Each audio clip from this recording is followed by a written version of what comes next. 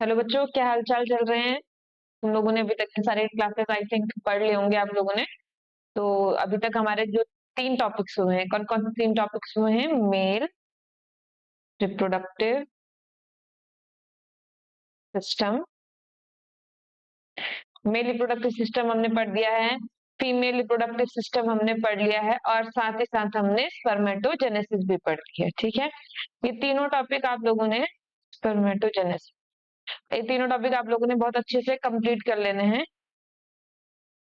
और स्पर्मेटोजेनेसिस खास आपने ध्यान रखना है, बहुत ज्यादा क्वेश्चंस आए हैं इस टॉपिक से। स्पर्मेटोजेनेसिस और oogenesis से बहुत ही ज्यादा क्वेश्चंस आए हुए हैं, इसलिए ये टॉपिक तो आप बहुत ही अच्छे से पढ़ना है। ठीक है, अभी हम लोग oogenesis का टॉपिक कंप्लीट करेंगे। इसके बाद मैं इस पूरे टॉपिक के, क्योंकि बहुत ढेर सारे क्वेश्चन है, तो उन सारे क्वेश्चंस की एक अलग से वीडियो आपके चैनल में आपको मिल जाएगी, आप उसको देख लीजिए और सारे क्वेश्चन की प्रैक्टिस कर लीजिए। ठीक है, अब स्टार्ट करते हैं। देखिए क्या बोल रहा है। The process of formation of mature female gamete is called oogenesis। Female gamete का बनना, मेच्योर फीमेल गैमेट के बनने को ही हम क्या बोलते हैं? oogenesis बोलते हैं, which is markedly different from spermatogenesis. और ये oogenesis जो है, ये स्पर्मेटोजेनेसिस से काफी ज्यादा डिफरेंट है बोल रहा है। और ये क्यों डिफरेंट है, ये आपको अभी आगे पता चल जाएगा। ठीक है, oogenesis is initiated during the embryonic development stage when a couple of million gamete mother cells, oogonia, are formed within each fetal ovary। इसका मतलब क्या है? इसका मतलब है कि जब एक फीमेल फीटस फॉर्म है, तो फीमेल के फीटस में 2 ओवरीज प्रेजेंट होंगी। हर एक ओवरीज में कुछ सेल्स बनाई जाएंगी, पर्टिकुलरली कुछ सेल्स बनाई जाएंगी, और इन सेल्स को क्या बोला जाएगा? इनको बोला जाएगा गैमेट मदर सेल्स, या फिर हम इसको क्या बोलेंगे? oogonia। इन सेल्स का नाम क्या है? oogonia। और ये सेल्स कब बन रही हैं? जब जो चाइल्ड है वो कौन सी कंडीशन में है? फीटल कंडीशन में, यानी कि फीटस है, अभी ये क्या हुआ है, अभी ये इसका बर्थ नहीं हुआ है, तो तब वाली कंडीशन में है ये बच्चा। और इस समय पर इसके ओवरी में क्या डेवलप हो गई है? कुछ मदर सेल्स डेवलप हो गए हैं गैमेट के लिए, जिनको हमने क्या नाम दिया है? oogonia नाम दिया। अगर तुम लोग ने स्पर्मेटोजेनेसिस नहीं देखे तो पहले देख लो, क्योंकि कंपैरेटिवली पढ़ेंगे हम, क्योंकि हमें डिफरेंस भी बताना चाहिए। ठीक है, तो स्पर्मेटोजेनेसिस में क्या था? स्पर्मेटोगोनियास प्रेजेंट थे, जो डिवाइड करते थे माइटोसिस से और नए स्पर्मेटोगोनिया बनाते रहते थे। तो millions of spermatogonia continuously testis के अंदर बनते रहते थे। लेकिन अब यहाँ पर डिफरेंस है। यहाँ पर डिफरेंस क्या है? oogonia अगर एक बार बन गए, जैसे यहाँ पर बोल रहा है कपल ऑफ मिलियंस, जैसे 2-4 मिलियन oogonia बने, तो अब ये 2-4 मिलियन oogonia ही रहने वाले हैं for the life time of the female body. ठीक है, अगर ये oogonia का नंबर किसी वजह से रिड्यूस हो जाता है, तो oogonia उतने ही रहेंगे, oogonia का नंबर आफ्टर बर्थ इंक्रीज नहीं होगा। तो यहाँ पर क्या हो रहा है? देखो, at the time of birth कुछ मिलियन गैमेट्स बन गए हैं, कुछ मिलियन oogonia बन गए हैं गैमेट मदर सेल, और no more oogonia are formed and added after birth. यानी बर्थ के बाद में कोई नए oogonia ना तो बनाए जाते हैं और ना ही इस ग्रुप में ऐड कर लिए जाते हैं। तो हम ये मान लेते हैं कि चलो 2 million oogonia eight the time of birth एक ओवरी में प्रेजेंट है। टोटल 2 ओवरी में कितने हो गए? 4 मिलियन हो गए। ठीक है, 2 या 4 मिलियन, आप कुछ भी मान लें। अब क्या होगा? these cells start division and enter into prophase 1। Foetal condition ही है, फीटस ही है ये। ठीक है, फीटस की ही कंडीशन में क्या हो रहा है? ये मान लो oogonia है हमारा, इस oogonia में क्या स्टार्ट हो गया है? डेवलपमेंट हो गया है, डिवीजन स्टार्ट हो गया है। अभी डिवीजन कौन सा डिवीजन होगा? मियोसिस डिवीजन होगा। मियोसिस डिवीजन की मियोसिस फर्स्ट स्टेज स्टार्ट हो गई है। ठीक है, मियोसिस डिवीजन में 2 स्टेप होते हैं, मियोसिस फर्स्ट और मियोसिस सेकेंड। तो मियोसिस फर्स्ट स्टार्ट हो गई है हमारी, और ये जो मियोसिस फर्स्ट है, इसमें जो नई सेल्स बननी थी, अब सेल्स डिवाइड होके क्या बननी चाहिए थी? 2 बननी चाहिए थी। अगर आप में से किसी को मियोसिस याद हो, तो जनरली तो ऐसा ही होता कि ये होती है हमारी डिप्लॉइड सेल, मियोसिस 1 कंप्लीट होती है और 2 सेल बनती है, वो दोनों कैसी होती? हैप्लॉइड होती। लेकिन फीमेल्स में थोड़ा सा फर्क आता है। फर्क क्या होता है? ये जो हमारी डिप्लॉइड oogonia है, ये क्या है? Diploid oogonia। ये डिप्लॉइड oogonia मियोसिस 1 में डेवलप कर रही थी। तो मियोसिस में कुछ स्टेजेस होते हैं, प्रोफेज, मेटाफेज, एनाफेज और टीलोफेज। तो मियोसिस फर्स्ट वाले को बोलते हैं prophase first, metaphase first, anaphase first और टीलोफेज फर्स्ट। ठीक है, तो अगर नॉर्मल कंडीशन होती तो ये चारों स्टेप होते और हमको 2 डॉटर सेल मिलती, बिल्कुल ऐसे ही। लेकिन ये स्पेशल कंडीशन है। यहाँ पर पे क्या होता है, जब oogonia डिवाइड करना शुरू करता है तो प्रोफेज 1 पे ही अरेस्ट हो जाता है। अभी जो हमारा oogonia बना है इसमें डिवीजन हो गया है, लेकिन जो सेल है ये कहाँ पर अरेस्ट है, ये अरेस्ट हो गई है प्रोफेज 1 पर। अभी यहीं पर रुके रहेगी, प्रोफेज से आगे नहीं बढ़ेगी। फिर आफ्टर बर्थ ये प्रोफेज से आगे बढ़ते, तो जब तक बच्चे का बर्थ नहीं हो जाता और प्यूबर्टी नहीं आ जाती, बर्थ के बाद भी इनका डिवीजन कंप्लीट नहीं होता। ठीक है, बर्थ होगा और बर्थ के बाद जब तक प्यूबर्टी नहीं आ जाती तब तक सेल काहे में अरेस्ट रहेगी, प्रोफेज फर्स्ट में ही अरेस्ट रहेगी। और ये जो हमारी सेल बने इसको हमने क्या बोला, oogonia। और ये जो हमारी सेल बनी है जो प्रोफेज फर्स्ट में अरेस्ट हो रखी है, इस सेल का नाम क्या है, इस सेल का नाम है प्राइमरी oocyte। इतनी बातें कंप्लीट हैं, इतनी बातें क्लियर होंगी। आगे मैंने इस डायग्राम को ना एक दो कुछ इमेजेस के थ्रू एक्सप्लेन भी कर रखा है, तो वहां पर आपको ज्यादा अच्छे से एकदम क्लियर समझ में आ जाएगा, क्योंकि पूरी बात एक साथ चलेगी। ठीक है, यहाँ पर हम थोड़ा थोड़ा हिस्सा हिस्सा करके समझते हैं। देखिए, तो क्या हो जाता है, the cells start division and enter into prophase 1 of the meiotic division. तो मियोसिस के प्रोफेज 1 पे एंटर किया and get temporarily arrested at the stage. Arrest होना मतलब इस लेवल से अब आगे नहीं बढ़ सकता, पीछे भी नहीं आ सकता। तो प्रोफेज 1 में अटक गया, ये थोड़े समय के लिए, टेम्परली, हमेशा के लिए। ठीक है, एंड कॉल्ड प्राइमरी oocyte। और इस सेल को हमने क्या नाम दिया है, प्राइमरी oocyte।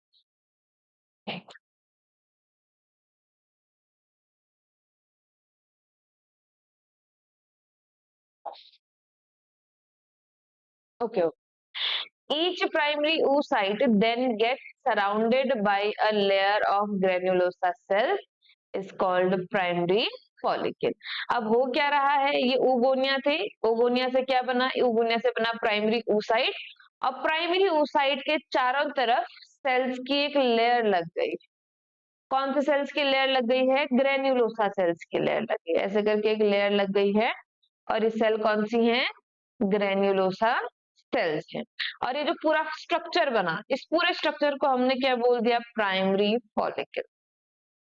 क्या बोल दिया, प्राइमरी फॉलिकल। अगर कोई पूछेगा कि प्राइमरी फॉलिकल के अंदर जो सेल है वो क्या है, डिप्लॉइड की एप्लॉइड, तो ये सेल कैसी है, डिप्लॉइड। कौन सी स्टेज में अरेस्ट है, प्रोफेज 1 में अरेस्ट। ठीक हो गया, अब देखो आगे बढ़ते हैं। A large number of these follicles degenerate during the phase from birth to puberty। अब ऐसी बहुत सारी प्राइमरी फॉलिकल फीटस में बनी रहती है। ठीक है, लेकिन जब बर्थ होता है किसी बच्चे का, उसके बर्थ से प्यूबर्टी आने तक ऐसी बहुत सारी फॉलिकल खत्म हो जाती हैं, डिस्ट्रॉय हो जाती हैं अपने आप।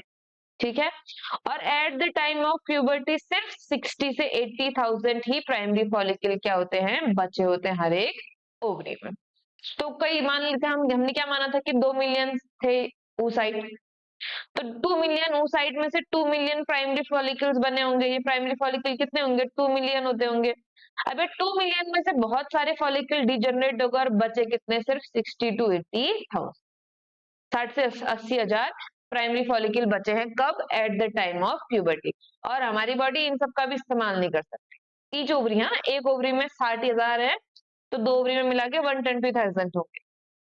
तो दोनों ओवरी में प्रेजेंट है 60 टू 80,000।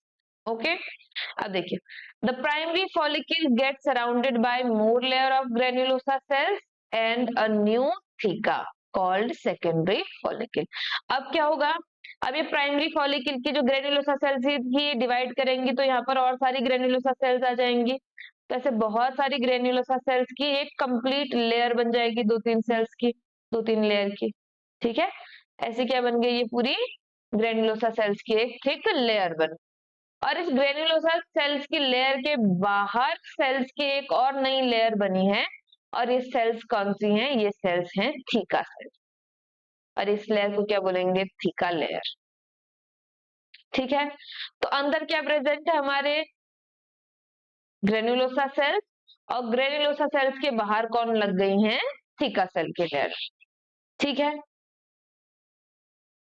और इस पूरे स्ट्रक्चर को अब हमने क्या बोलना है, सेकेंडरी फॉलिकल बोलना है। अगर खाली ग्रेनुलोसा सेल की सिंगल लेयर है या टू लेयर है तो क्या बोलेंगे उसको, प्राइमरी फॉलिकल।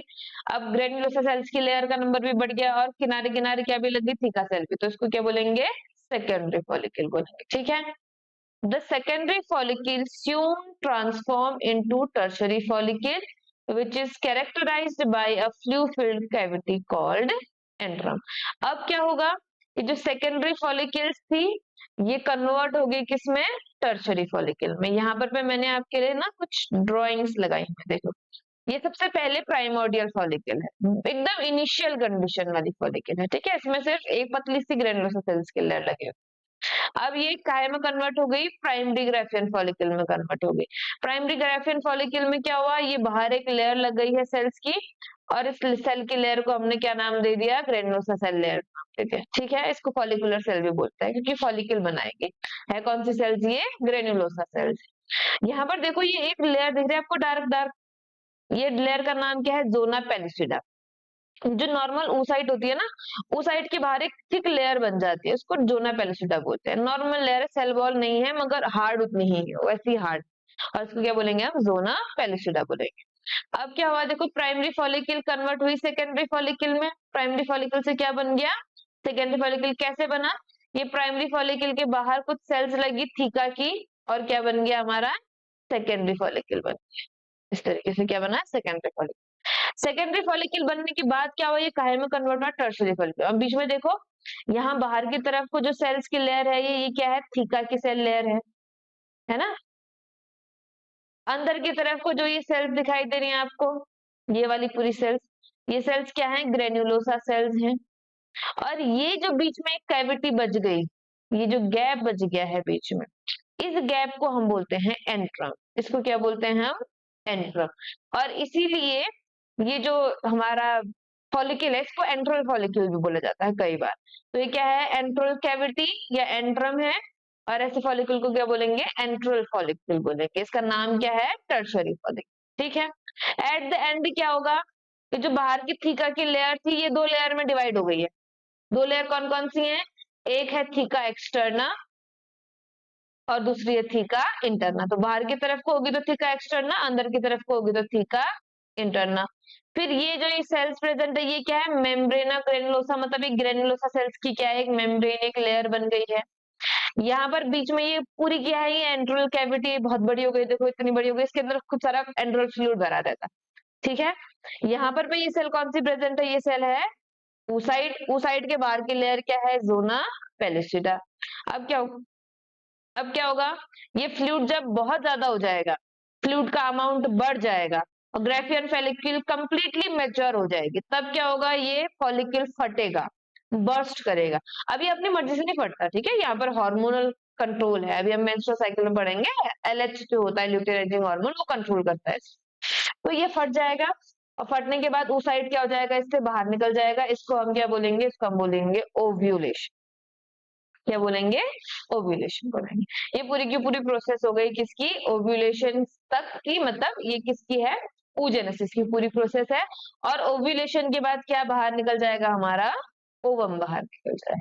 ठीक है, इसी बीच में क्या होगा, यहाँ पर पूरा कंडीशन में क्या होगा, इसमें हमारा जो मियोसिस फर्स्ट है वो क्या हो जाएगी, कंप्लीट हो जाएगी, और साथ ही साथ ये अटक जाएगा मियोसिस सेकेंड। मियोसिस सेकेंड में अटका है ये ओवम। ये मियोसिस फर्स्ट को कंप्लीट कर चुका है लेकिन कहाँ अटक गया है, मियोसिस सेकेंड में अटक गया। मियोसिस सेकेंड के भी मेटाफेज स्टेज में अटका रहता है। लास्ट जो सेल डिवीजन होता है वो फर्टिलाइजेशन के टाइम पर होता है। तो बहुत ही गजब प्रोसेस, अगर फर्टिलाइजेशन नहीं होगा पूरा सेल डिवीजन होगा ही नहीं। तक समझ में आ रहा है, मियोसिस सेकेंड होगी ही नहीं। तो ये हो रहा है यहाँ पर फीमेल रिप्रोडक्टिव सिस्टम। देखो अब क्या हो रहा है, the theca layer is organized into an inner theca interna and outer theca external. तो थीका लेयर क्या हो रही है, दो ऐसे लेयर्स में अरेंज हो जा रही है। अंदर वाले को क्या बोल रहे हैं, इंटरनल, और बाहर वाले को क्या बोल रहे हैं हम, external. It is important to draw your attention that it is at this stage that the primary oocyte within the tertiary follicle grow in size and complete its first meiotic division। तो जो tertiary follicle वाली stage है, tertiary follicle वाले stage में क्या हो रहा है, देखो ये क्या है, हमारी टर्शरी फॉलिकल है। टर्शरी फॉलिकल के अंदर क्या हो रहा है, इसके अंदर ये जो हमारी सेल है, ये हमारी oocyte है। ये oocyte अपना साइज बढ़ाती है, ग्रो करती है, अपने बाहर से जो न्यूट्रिशन होता है उसको एब्जॉर्ब करती है, और इसके अंदर होती है मियोसिस वन कंप्लीट। अब मियोसिस वन कंप्लीट होगी तो दो सेल्स बनेंगी। एक बनती है लार्ज सेकेंडरी oocyte, अभी तक क्या थी हमारी प्राइमरी oocyte। अब प्राइमरी oocyte से डिवाइड हो रहा है और क्या बन रही है, सेकेंडरी oocyte। और जो दूसरी सेल बनेगी हम इसको क्या बोलेंगे, फर्स्ट पोलर बॉडी। तो हो क्या रहा है, ये हमारे पास में प्राइमरी oocyte है। प्राइमरी oocyte काहे में अटकी थी, प्रोफेज फर्स्ट में अटकी थी। अब ये अपने साइज को पहले ग्रो करेगी, बड़ा करेगी खुद को, और खुद को बड़ा करने के बाद ये क्या करेगी, अपनी मियोसिस को कंप्लीट करेगी। अब मियोसिस को कंप्लीट करेगी, कौन से मियोसिस को, मियोसिस वन को कंप्लीट करेगी तो दो सेल बनेंगी। इनमें से एक तो बड़ी सेल होगी, लार्ज सेल होगी, जिसके पास न्यूक्लियस होगा, ज्यादातर कंपोनेंट होगा, है ना। और एक दूसरी सेल होगी छोटी, जिसके पास न्यूक्लियस होगा, ज्यादातर साइटोप्लाज्म नहीं होगा। और इस सेल को हम क्या बोलेंगे, first polar body, first polar cell. और ये जो नई सेल बनी इसको हम क्या बोलेंगे, सेकेंडरी oocyte। तो अगर कोई पूछे कि जो हमारी टर्शरी फॉलिकल है उसके अंदर जो सेल है वो क्या है, तो हम बोलेंगे सेकेंडरी oocyte। अच्छा, मियोसिस वन कंप्लीट हो गई है ना, तो ये वाली सेल क्या थी, प्राइमरी oocyte। प्राइमरी oocyte कैसी थी, डिप्लॉइड।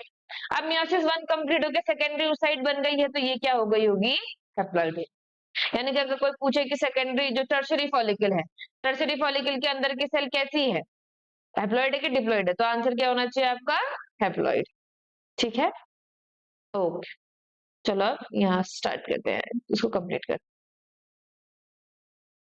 अब ये जो मियोसिस फर्स्ट का डिवीजन है, ये क्या है, it is an unequal division resulting in the formation of a large haploid secondary oocyte। एक बड़ा सेकेंडरी oocyte बनेगा और एक टाइनी सी फर्स्ट पोलर बॉडी बनेगी। ठीक है, आगे क्या आ रहा है, देखो, secondary oocyte retain bulk of the nutrient rich cytoplasm of primary oocyte। अब देखो क्या होता होगा, ये प्राइमरी oocyte होता होगा, प्राइमरी oocyte के पास में क्या होता होगा, बहुत सारा साइटोप्लाज्म होता होगा, जिसके पास ढेर सारा क्या होता होगा, न्यूट्रिशन होता होगा। तो जब डिवीजन होगा तो जो सेकंड पोलर बॉडी बनेगी ना, उसके पास सिर्फ न्यूक्लियस ही न्यूक्लियस होगा और कोई न्यूट्रिशन नहीं होता हो। ठीक है, न्यूट्रिशन नहीं है इसके पास, साइटोप्लाज्म बहुत ही कम है। लेकिन जो सेकेंडरी oocyte बनी है उसके पास इस प्राइमरी oocyte का ज्यादातर साइटोप्लाज्म प्रेजेंट है, जिसमें बहुत सारे न्यूट्रिएंट प्रेजेंट है। तो यही बोला जा रहा है कि जो सेकेंडरी oocyte है उसके अंदर प्राइमरी oocyte के न्यूट्रिएंट रिच साइटोप्लाज्म क्या है, प्रेजेंट। ठीक है, अब क्या बोला, can you think of any advantage for this. इसका एडवांटेज क्या होगा, इसका एडवांटेज ये होगा कि सेकेंडरी oocyte के पास में नरिशमेंट की कोई भी कमी नहीं होगी, क्योंकि एट द एंड सिर्फ एक ही सेल ने ओवम बनना है ना, चाहे मियोसिस वन हो जाए चाहे मियोसिस टू हो जाए, लेकिन एक फंक्शनल जो एग है, फंक्शनल ओवम है, वो एक ही बनेगा। तो मियोसिस में क्या होता है, हमेशा मियोसिस में चार सेल बनती हैं, चार सेल बननी है। और जैसे प्लांट का रिप्रोडक्शन याद करो, चारों सेल बनती थी, फिर तीन सेल डिजनरेट हो जाती थी।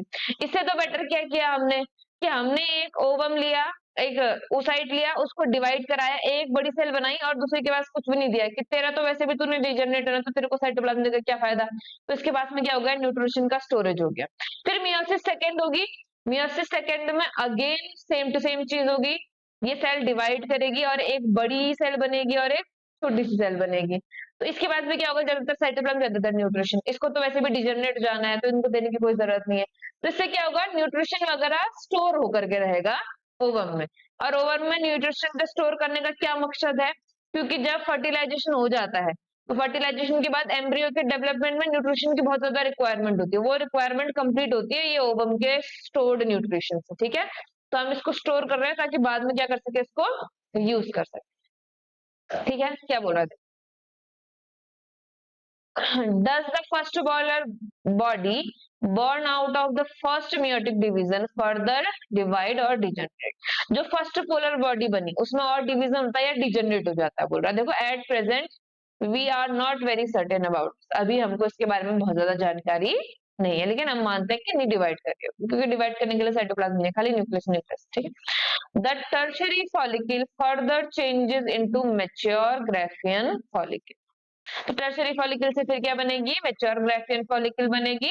The secondary oocyte form a new membrane called zona pellucida. तो सेकेंडरी oocyte है, उसके बाद पे एक नई मेम्ब्रेन लग जाएगी जिसको हम क्या बोलेंगे, जोना पेलुसिडा बोलेंगे, सराउंडिंग जिसको सराउंड करेगी। The Graafian follicle now rupture to release the secondary oocyte। फिर क्या होगा, देखो ग्राफियन फॉलिकल रप्चर करेगी और सेकेंडरी oocyte को यानी कि ओवम को क्या कर देगी, रिलीज कर देगी from the ovary by the process called ovulation. किस प्रोसेस को बोलेंगे, क्या बोलेंगे इसको, ओव्यूलेशन बोलेंगे। Can you identify major differences between spermatogenesis and oogenesis? Spermatogenesis और oogenesis के बीच में मेजर डिफरेंसेस बताने, इंपोर्टेंट क्वेश्चन, बहुत ज्यादा इंपोर्टेंट क्वेश्चन है ये आपके, ठीक है। इनके बीच में डिफरेंसेस आपने लिखने हैं, फिर जो कल हम अगला क्वेश्चन प्रैक्टिस वाला चार्ट करेंगे उसमें मैं आपको डिफरेंसेस दिखाऊंगी, लेकिन पहले आप लोग इसके कुछ 2 या 4 डिफरेंसेस कमेंट में मुझे बताएंगे, ठीक। कुछ कुछ डिफरेंस तो मैंने इसमें पीछे बता दिया आप लोगों को। डायग्रामेटिक रिप्रेजेंटेशन ऑफ स्पर्मेटोजेनेसिस और oogenesis इज गिवन बिलो। नीचे इसका डायग्रामेटिक रिप्रेजेंटेशन है, बल उससे पहले हम एक फोटो को देख लेते हैं। देखो ये क्या है, ये हमारी फोटो है ओवरी। तो ओवरी में इनिशियली क्या है, ऐसे करके प्राइमरी फॉलिकल्स बने हुए हैं, देखो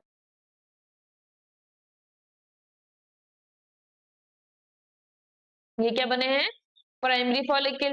फिर प्राइमरी फॉलिकल से क्या बन रहा है, देखो सेकेंडरी फॉलिकल बन रहा है, क्योंकि फॉलिकल की लेयर क्या हो रही है, इंक्रीज हो रही है।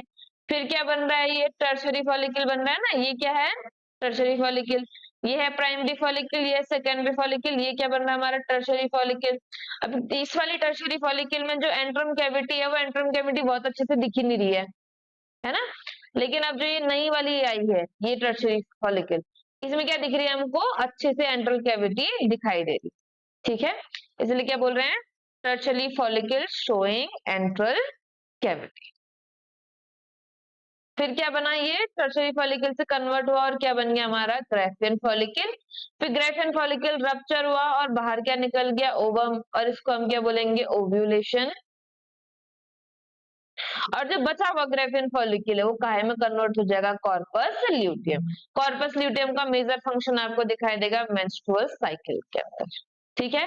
ये ओवरी के अंदर कौन क्या है, ब्लड वेसल्स आ और जा रहे हैं, वही दिखाया गया। इतना समझ में आ गया क्या डायग्राम में, आपको इस डायग्राम को समझा रहे हैं। अब ऐसा नहीं होता कि हाँ ये ऐसे घूमते रहता है ऐसे सेल के अंदर, ऐसा कुछ नहीं है, वो अलग अलग स्टेजेस पे एक ही ओवरी के अंदर दिखाने का तरीका है, अपने ही जगह पर होगा।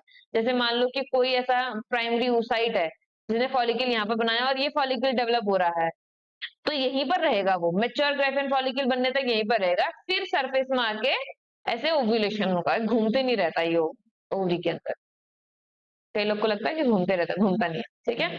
अब देखो ये इन दोनों के बारे में कंपेरेटिव थोड़ा सा क्या किया गया है, एनालिसिस किया गया है। सबसे पहले क्या है हमारे पास में, स्पर्मेटोगोनिया है। स्पर्मेटोगोनिया में माइटोसिस होगा, माइटोसिस के बाद क्या बनेगा, primary spermatocyte size. Primary spermatocyte में क्या हुआ, मियोसिस हुआ, मियोटिक डिवीजन मतलब मियोसिस। और मियोसिस के बाद क्या बना, सेकेंडरी स्पर्मेटोसाइट। देखो स्पर्मेटोगोनिया क्या था, डिप्लॉइड था, तो उसमें कितने क्रोमोसोम, 46 क्रोमोसोम।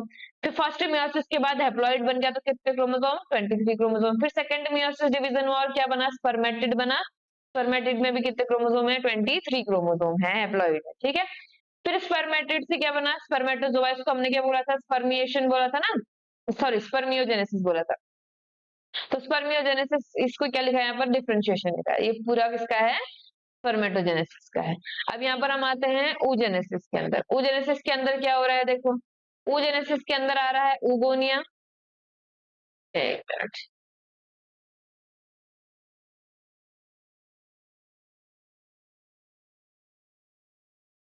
oogenesis के अंदर पहले क्या आ रहा है, oogonia। oogonia में क्या हो रहा है, माइटोसिस, डिफरेंशिएशन हो रहा है और बन रहे हैं प्राइमरी oocyte। और ये कहाँ हो रहा है, फीटस में हो रहा है, ये बहुत ध्यान देने वाली बात। तो फीटस में जितनी प्राइमरी oocyte बननी थी बन गई, अब इसके बाद नई प्राइमरी oocyte नहीं बनने वाली, ठीक है।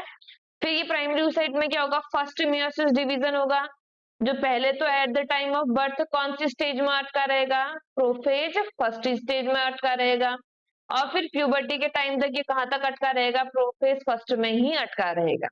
और फिर उसके बाद में जब ये डेवलपमेंट होना शुरू होगा तो फिर एक हायर में फिर इसमें मियोसिस सेकेंड होगी और मियोसिस फर्स्ट कंप्लीट होगी, complete prior to ovulation. Ovulation होने से पहले खत्म हो जाती है मियोसिस फर्स्ट, और क्या बन जाता है, सेकेंडरी oocyte बन जाता है, और साथ ही साथ एक क्या रिलीज हो गई, फर्स्ट पोलर बॉडी रिलीज। यहाँ पर देखो, इसमें मियोसिस 1 हुआ 2 सेल बनी, फिर मियोसिस 2 हुआ 4 सेल बनी, यहाँ ऐसा कुछ नहीं है, मियोसिस 1 हुआ एक मेन सेल बनी, दूसरी हट गई, ठीक। फिर क्या हुआ, सेकेंडरी oocyte काहे में क्या नाम दे दिया हमने, इसका ओवम नाम दे दिया, इसमें फिर से मियोसिस सेकेंड डिवीजन होगा। लेकिन याद रखना, ये वाला जो मियोसिस सेकेंड डिवीजन यहाँ पर आपको दिखाया गया है, ये होता है आफ्टर फर्टिलाइजेशन, यहाँ पर नहीं होता ये कहाँ होता है, आफ्टर फर्टिलाइजेशन होता है। और फर्टिलाइजेशन के बाद में ये कन्वर्ट हो जाएगा हमारा मैच्योर ओवम में, यानी कि जो एक्चुअल ओवम है उसमें, और सेकेंडरी पोलर बॉडी में, ये बाद में होगा फर्टिलाइजेशन के बाद, जब फर्टिलाइजेशन इनिशिएट हो जाएगा तब होगा ये, वरना नहीं होगा। तो ये हो गया आपका पूरा का पूरा oogenesis कंप्लीट। यहाँ पर कुछ डायग्राम दिए गए हैं, देखो क्या दिया गया है,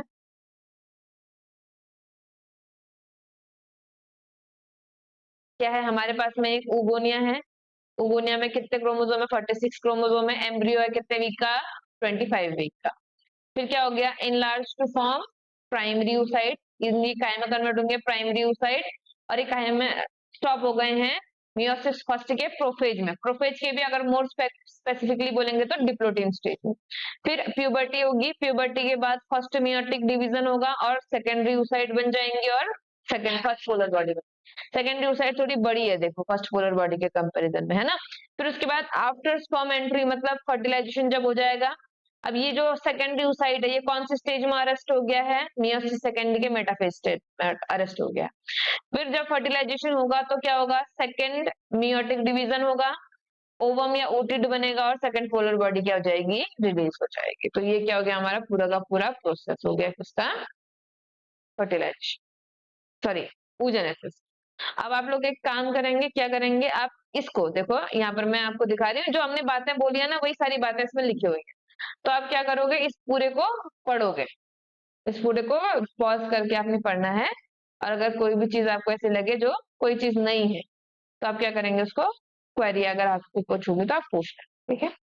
ये पूरा का पूरा क्या है हमारा, oogenesis का एक सिंपल फ्लो चार्ट है।